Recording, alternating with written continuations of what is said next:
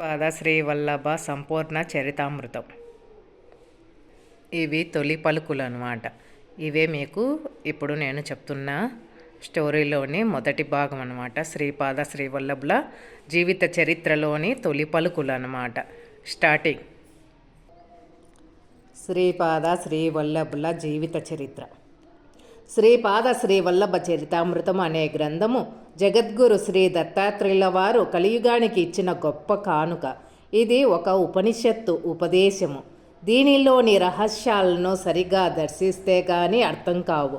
శ్రద్ధ, భక్తి, నమ్మకం చాలా అవసరం. సాక్షాత్తు దత్తుడయి లీలా దేహాన్ని భరద్వాజ ఋషికి ఇచ్చిన మాట ప్రకారము పీఠికాపురములో ఉద్ధరణకు శ్రీమాన్ శంకరభట్టు గారిచే వ్రాయబడిన శ్రీపాదులే అనన్యంగా ఉండి శంకరభట్టు అను పేరు గల దేహంతో వ్రాసుకున్న తన అక్షర రూపాన్ని మల్లాది బాపన్నవదానులు గారు 33వ తరము గడుస్తుండగా స్వర్గీయ శ్రీమాన్ మల్లాది గోవింద దీక్షితుల వారు నిమిత్తంగా మన ఈ తరానికి లార్డ్ దత్తాత్రేయ స్పిరిటబుల్ సొసైటీ వారి ద్వారా అందడం ఎనలేని దత్తానుగ్రహానికి సూచన. పిలిచి విస్తరివేసి వడ్డించి భోజనం పెట్టినప్పుడు దాని రసవత్తరంగా వినియోగించుకోవాలి. శ్రీ గురువులు నరసవదానులతో అన్నట్లు కాలకర్మ కారణములో ఒకేసారి కలిసి వచ్చినప్పుడు అలభ్య యోగ్యం కలుగుచుండును. వివేకి అయిన వాడు దాన్ని గుర్తించి లబ్ధి పొందును. అవివేకి దాన్ని గుర్తించక నష్టపోవును. ప్రస్తుత తరానికి కలిగిన అలభ్య యోగ్యమే శ్రీపాద శ్రీవల్లభ సంపూర్ణ చరితామృత ప్రాప్తి. ఈ సంపూర్ణ చరితామృతము ఒక సజీవ చైతన్య స్రవంతి మనోమయ ప్రపంచాన్ని సరిచేస్తుంది. ఇది ఒక సర్వ పురాణ ఇతిహాసము. తిరుమలదాసు, ఆనంద శర్మ వంటి వారు శ్రీపాదుల వారి చరిత్రను వారే వ్రాసుకుంటారు.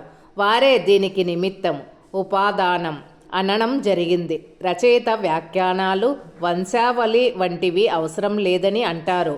ఆనంద శర్మ గాయత్రి ఉపాసకుడు కనుక ఈ గ్రంథం గురించి వారి వ్యాఖ్యను గాయత్రి మాత ఇచ్చిన శబ్ద ప్రమాణంగానే గ్రహించారు. అంతేగాక దానిలోని అంశాలకు శ్రీపాదుల వారే ప్రమాణం వారే అంటారు.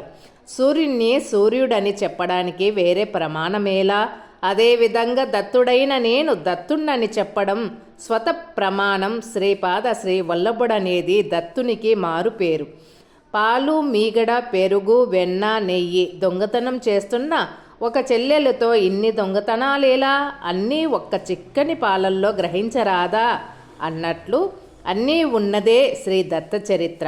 అద్వైతం, విశిష్ట అద్వైతం, ద్వైతం, తంత్రం, మంత్రం, యోగం వంటి అనేక అంశాలతో జీవితాన్ని గందరగోళపరుచుకోకుండా సదా అఖండ త్వానుభవాన్ని కోరుకునే వారెవరైనా ఈ గ్రంథం తప్ప ఇంకే గ్రంథం చదవనక్కర్లేదు. సాఖ్యం, న్యాయం, వైశేషికం, మీమాంస అన్నీ దీనిలోనే ఉన్నాయి. సులభమైన సహజమైన పద్ధతిలో దత్తుని అనుగ్రహం పొందడానికి మెట్టుకి గట్టుకి తేడా తెలియడానికి ఈ గ్రంథం చాలు. దీనిలో మాయలు లేవు, మంత్రాలు లేవు. శంకరభట్టుతో శ్రీపాదుల వారే అన్నట్టు వారి వద్ద మాయలు మంత్రాలు ఉండవు. ఇది అక్షర స్వరూపమే. ఎందుకనగా తాను నరసింహ సరస్వతిగా అవతరించి శ్రీపాద శ్రీవల్లభ రూపం చిరంజీవిగా ఉంటుందని శ్రీపాదుల వారే తిరుమలదాసుకు, బాపన్నవదాన్లకు, శంకరభట్టుకు వేరువేరు సందర్భాలలో చెప్పారు. అక్షరత్వాన్ని సాధించాలనుకున్న వాళ్ళు దీనినే దిశాసూచికంగా చేసుకోవచ్చు.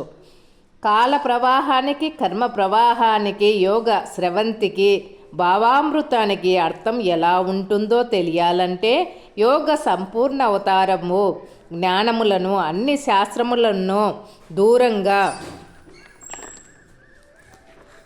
దూరంగా మరల పారవేసి రామనామమే పలుకుతాను అని ఆధ్యాత్మ రామాయణంలో వ్యాసుడు చెప్పినట్టు అన్నీ వదిలినా వదలకూడనిది పరమ గమ్యానికి చేరాలనుకునే వారికి మార్గదర్శకమైనది శ్రీపాద శ్రీవల్లభ సంపూర్ణ చరితామృతం.